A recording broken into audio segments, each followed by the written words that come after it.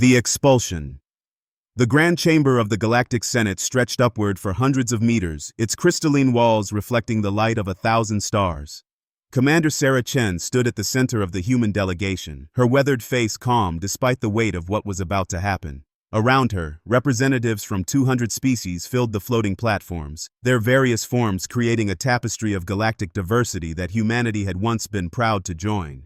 Supreme Chancellor Vextor of the Terrellian Empire rose from his elevated seat, his four arms spreading wide in a gesture that commanded silence. The Terrellians were ancient, proud, and had ruled much of the galaxy long before humans had even discovered fire. His scaled skin shimmered with bioluminescent patterns that conveyed authority and disdain in equal measure. The decision has been reached through proper democratic process. Vextor's voice resonated through the chamber, translated instantly into hundreds of languages. The human species presents an unacceptable risk to galactic stability. Your rapid expansion, your tendency toward violence, your unpredictable nature, all of these factors have been carefully considered. By decree of this Senate, humanity has 30 standard rotations to withdraw all colonies, ships, and citizens to your original solar system. Any human found outside Sol space after this deadline will be considered a hostile entity. Sarah felt Lieutenant James Park tense beside her. The young officer's hand moved instinctively toward where his sidearm would have been, had weapons been allowed in the chamber. She placed a steadying hand on his arm. They had known this was coming. The signs had been clear for months as more species turned against them, poisoned by Terrellian propaganda about human aggression. Ambassador Zix Theta of the Corvani delegation rose on her 6 insectoid legs, her compound eyes reflecting concern. Sarah had worked with Zix Theta for years and considered her one of humanity's few remaining allies in the Senate. The Corvani's wings buzzed in agitation as she spoke. This decision is premature and based on fear rather than facts. Humans have contributed invaluable scientific advances, diplomatic solutions, and cultural exchanges during their membership. Their military actions have been defensive, protecting frontier colonies from pirates and raiders. To exile an entire species based on hypothetical threats sets a dangerous precedent. Vextor's bioluminescent patterns shifted to show amusement. The Corvani speak of precedent, yet they ignore the precedent of history. Every aggressive species must be contained before they become a threat to peace. The humans spread like a virus, adapting to any environment, breeding at rates that alarm even our xenobiologists. In another century, they would outnumber half the species in this chamber combined. Sarah activated her communication implant, requesting permission to speak. The Senate's automated systems acknowledged her request, and a soft chime indicated she had the floor. She stepped forward, her military bearing evident despite her diplomatic role. Members of the Senate, I am Commander Sarah Chen of the United Earth Defense Force, speaking on behalf of all human colonies. We accept your decision with regret but not surprise. However, before we depart, duty compels me to share critical information. Our deep space monitoring stations have detected massive gravitational anomalies in the void between galactic arms, energy signatures unlike anything in our databases. We believe something is approaching from dark space, something that poses a threat to all life in this galaxy. The chamber erupted in various sounds of disbelief and mockery. Several Terrellian representatives actually laughed, their bioluminescence flashing in patterns of derision.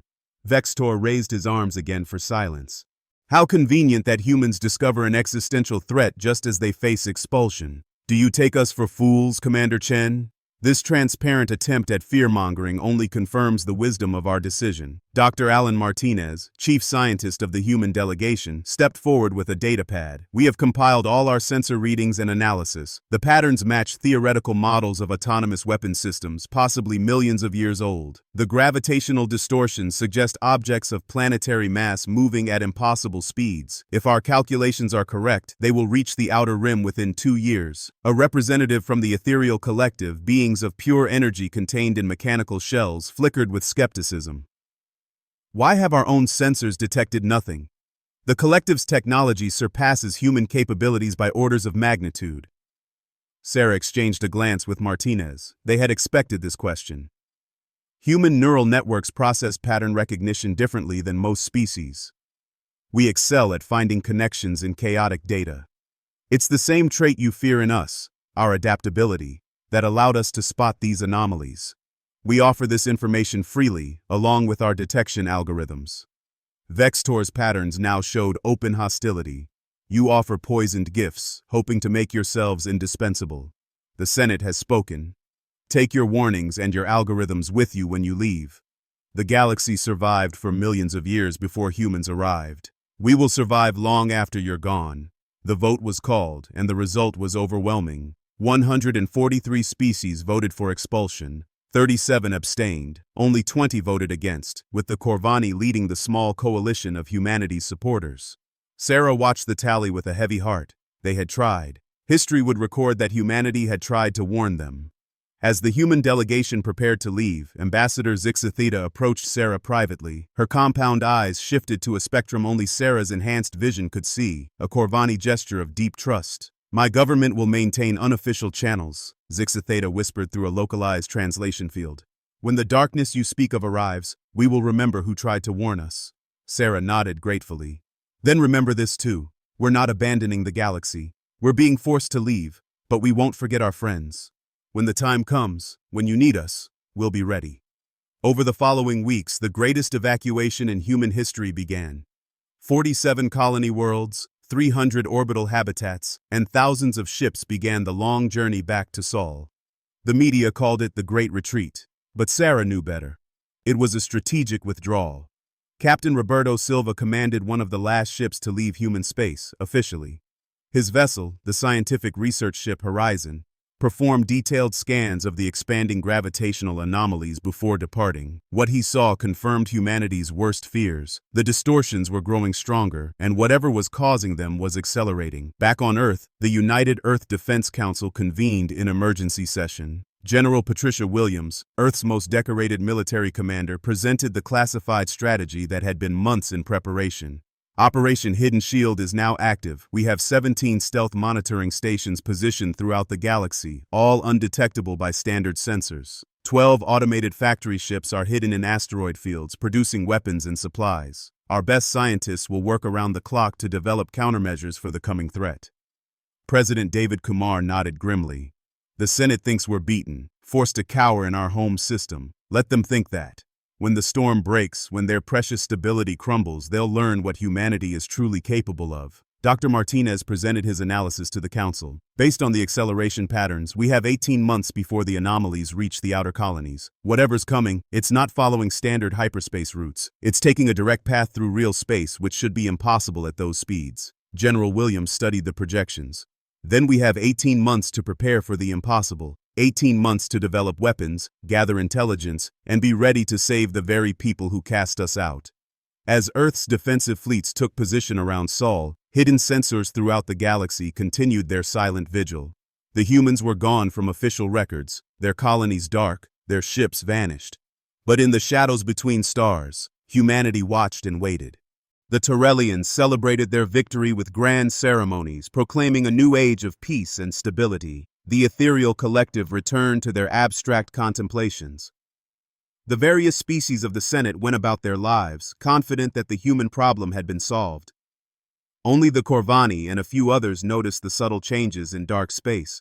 The way certain stars seemed to flicker, the way some transmissions from the furthest colonies carried odd interference patterns, the way the void between galaxies seemed somehow darker than before. Commander Sarah Chen stood on the observation deck of Fortress Alpha, humanity's newest and most secret military installation. Built in the heart of an asteroid in the Oort cloud, it was invisible to all known detection methods. Around her, the finest minds of humanity worked tirelessly, preparing for a war that most of the galaxy didn't believe was coming. They cast us out for being warriors, she said to Lieutenant Park as they watched Earth gleaming in the distance. They feared our adaptability, our resilience, our refusal to accept defeat. Soon they'll understand that those very traits they feared were the only thing standing between them and extinction. The silence spreads. 6 months had passed since the last human ship officially departed Confederation space. The galaxy had returned to what Supreme Chancellor Vextor called the natural order. Trade routes flourished without human interference. Political tensions eased without human diplomacy complicating matters. The Torellian Empire consolidated its influence, and most species accepted the new status quo with relief. Then the colony of Whisper's End went silent. Dr. Marcus Rivera sat in the hidden monitoring station designated Lighthouse 7, analyzing the data streams from the outer rim. He had been part of humanity's early warning system for 3 months now, watching the darkness creep closer while the galaxy celebrated humanity's absence. Contact lost with Whisper's End at SO 347 Galactic Standard Time, reported his assistant, Lieutenant Jennifer Watson. No distress signal, no emergency beacon, just silence. Marcus pulled up the colony's file. Whisper's End was a small mining operation run by the cephalons, an aquatic species that lived in pressurized habitat domes. Population of 12,000, not the kind of place that simply stops transmitting. Check the gravitational sensors, Marcus ordered. Look for any anomalies in that sector over the past week. The data painted a chilling picture. Subtle distortions had been building around Whisper's End for days, too small for standard sensors to detect but visible to humanity's enhanced detection grid. Then, exactly 6 hours before the colony went silent, the distortions had spiked to impossible levels. Back in the Senate chambers, the loss of one minor colony barely warranted mention. Vextor dismissed it as equipment failure, possibly caused by the electromagnetic storms common in that region. The Senate had more important matters to discuss, like new trade agreements and cultural exchange programs. But Dr. Marcus Rivera knew better. He compiled his findings and transmitted them through encrypted channels to Fortress Alpha. Commander Sarah Chen received the report within hours and immediately recognized the pattern from humanity's theoretical models. The Void Hunters had arrived.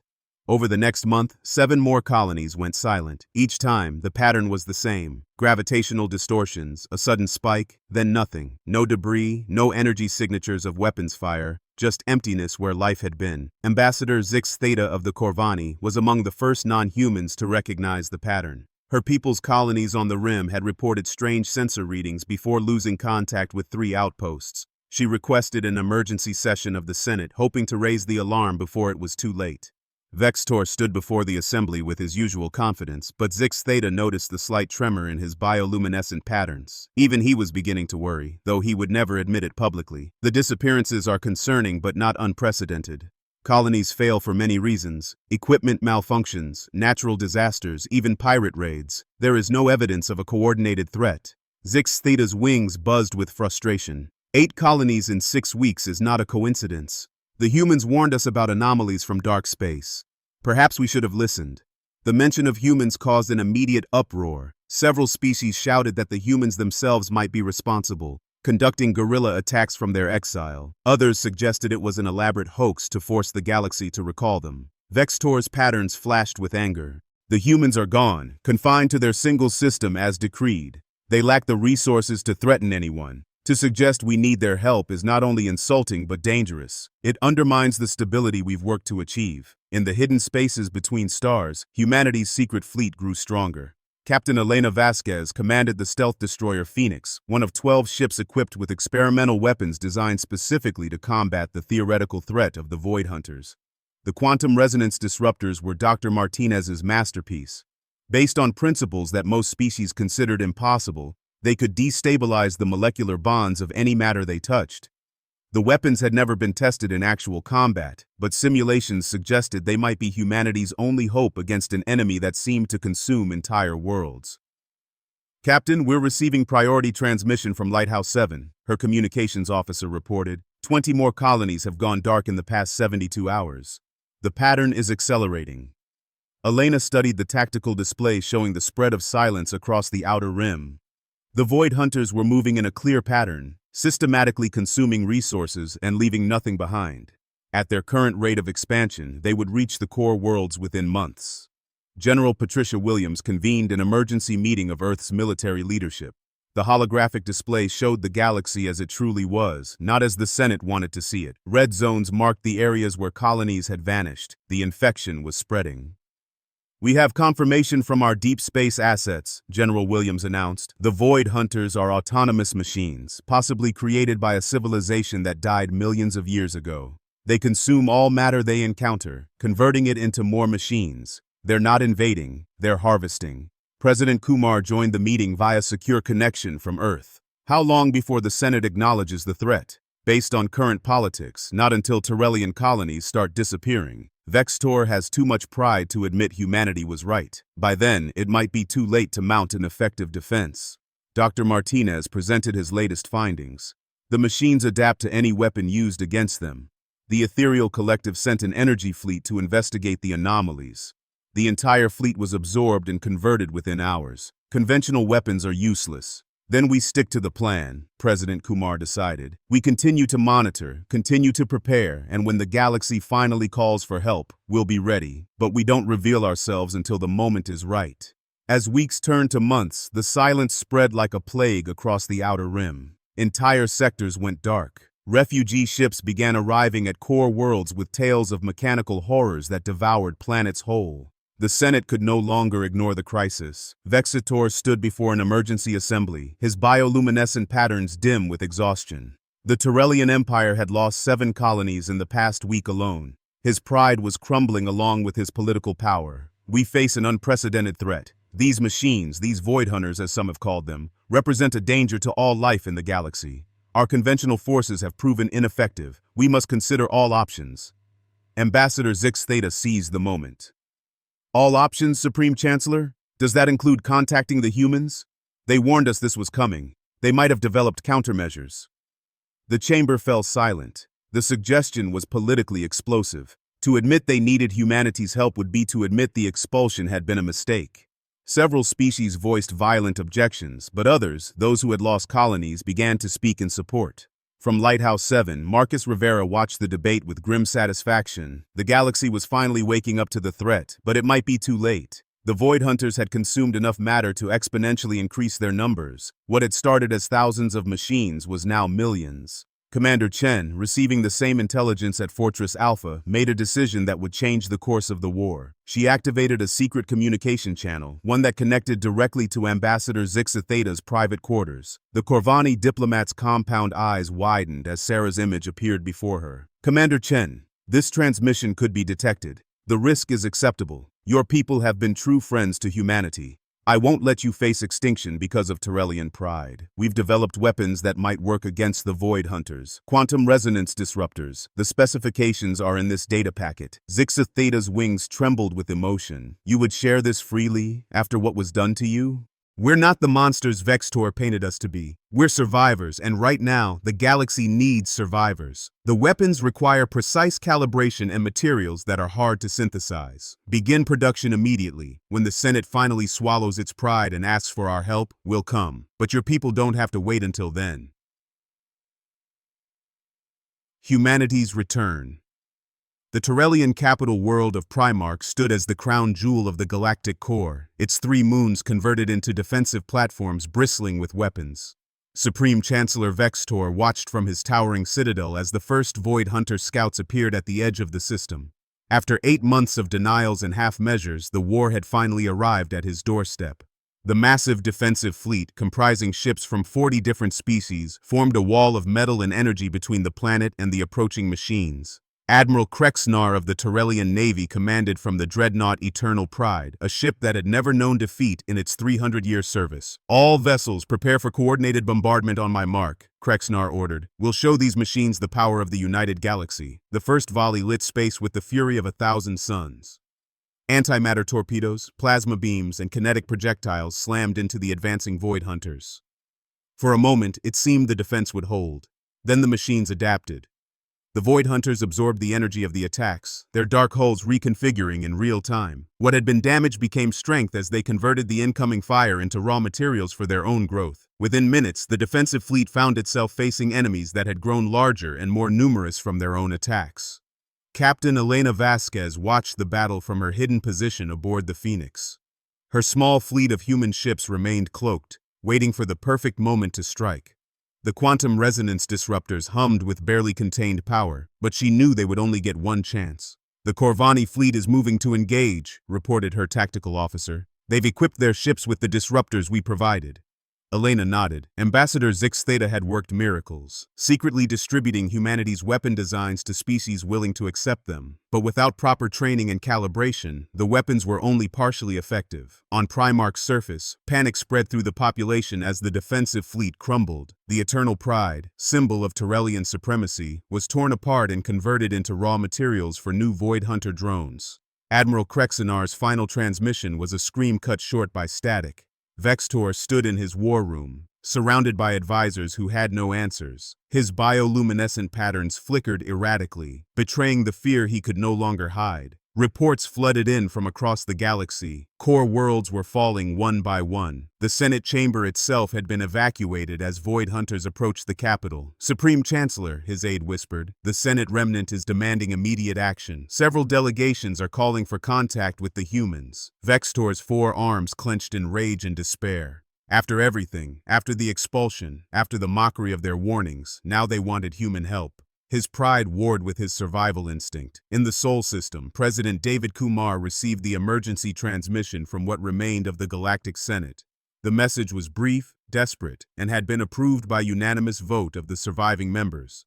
To the human government, the Galactic Senate formally requests immediate military assistance against the Void Hunter threat. All previous restrictions on human movement and colonization are rescinded. Please, help us.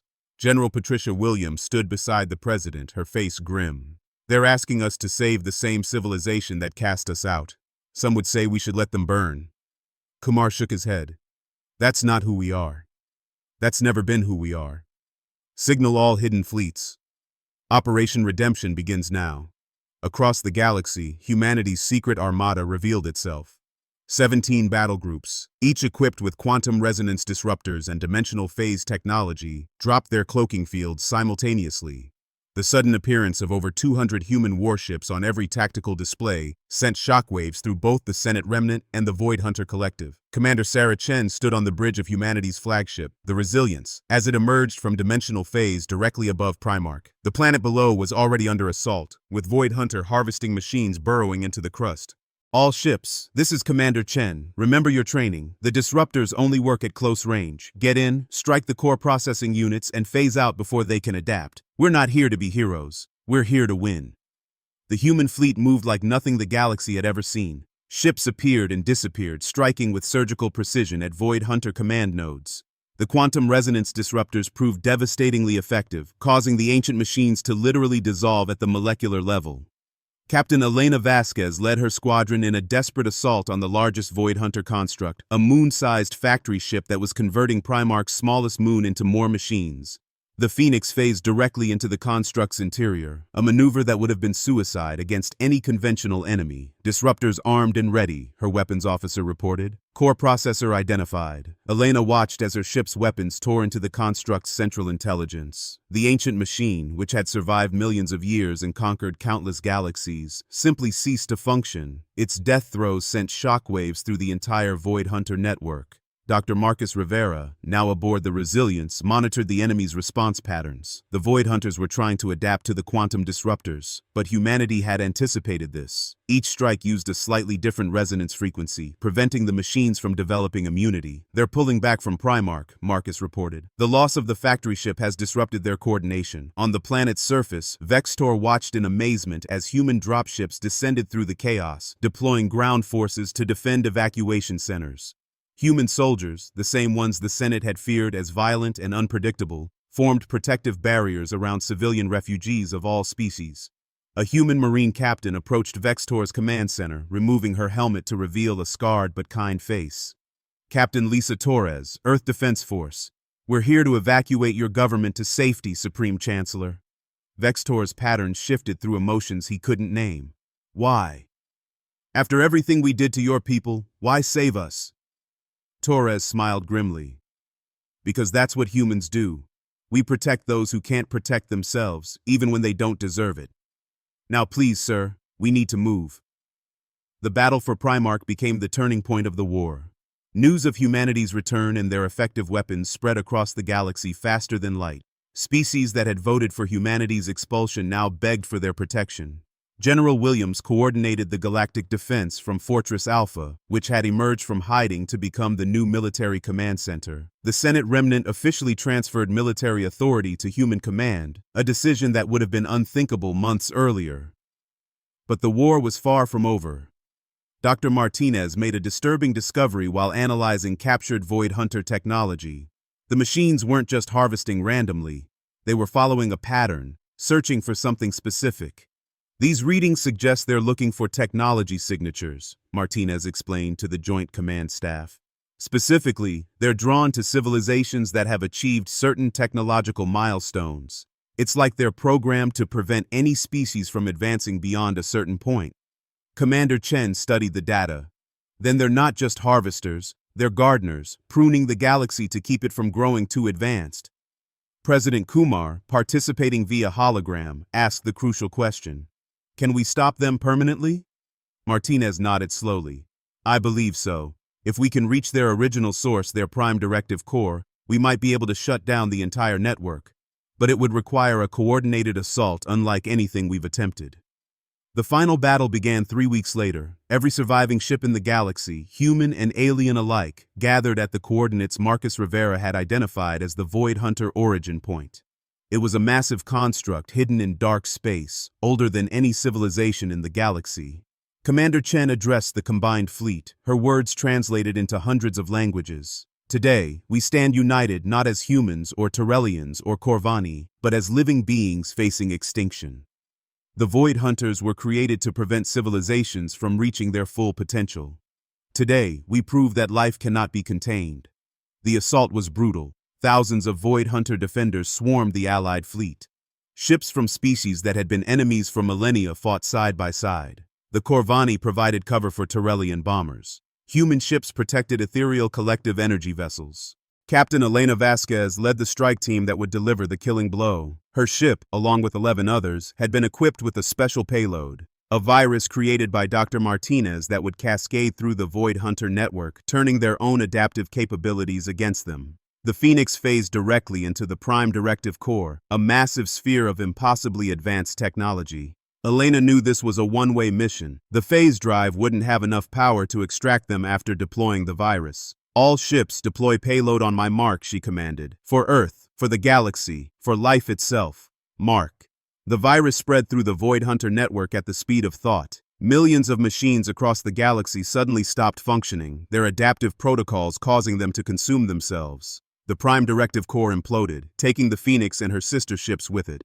The war was over. In the aftermath, the Galactic Senate reconvened with humanity holding a permanent seat on the Security Council. Supreme Chancellor Vextor, humbled by the experience, personally delivered the formal apology to President Kumar. We were wrong, Vextor admitted, his patterns showing genuine remorse. We feared humanity's warrior nature, your adaptability, your refusal to accept limitations. We didn't understand that these qualities weren't flaws to be contained but strengths that would save us all. Commander Sarah Chen, now Admiral Chen, stood before the Senate to deliver humanity's response. We don't seek revenge or dominance. We seek partnership. The Void Hunters were just the first threat from dark space. There will be others. But if we stand together, if we embrace our differences instead of fearing them, we can face anything. The galaxy had learned a valuable lesson. The very qualities that made humanity seem dangerous, their adaptability, their warrior spirit, their refusal to give up, were exactly what had saved civilization. The survivors rebuilt, but now with humanity as protectors rather than outcasts. Ambassador Zixtheta, who had never lost faith in her human friends, spoke at the memorial for those lost in the war, including Captain Elena Vasquez and her brave crews. They called humans dangerous, and they were right. Dangerous to those who threaten peace, dangerous to those who would destroy life, dangerous to the darkness that lurks between stars. May we never forget that sometimes we need dangerous friends. The galaxy entered a new age, one where diversity was celebrated rather than feared. Human colonies were re-established, their populations welcomed back with gratitude. The monitoring stations that had warned of the Void Hunters became the foundation of a new early warning system, protecting all species from future threats. And in the vast darkness of space, other ancient threats stirred, drawn by the light of civilization. But this time, the galaxy would be ready. This time, they had humanity standing guard. The story of the Void War became legend, told on 1,000 worlds in 1,000 languages. How fear and prejudice had nearly doomed the galaxy. How humanity's exile had almost cost everyone everything. And how, in the darkest hour, the species they had cast out had returned to save them all. For humanity had proven a simple truth that echoed across the stars. Sometimes, the greatest strength isn't in being safe and predictable. Sometimes, it's in being dangerous enough to protect what matters. And when the next threat emerged from the darkness, the galaxy would face it together, with humanity leading the charge into the unknown.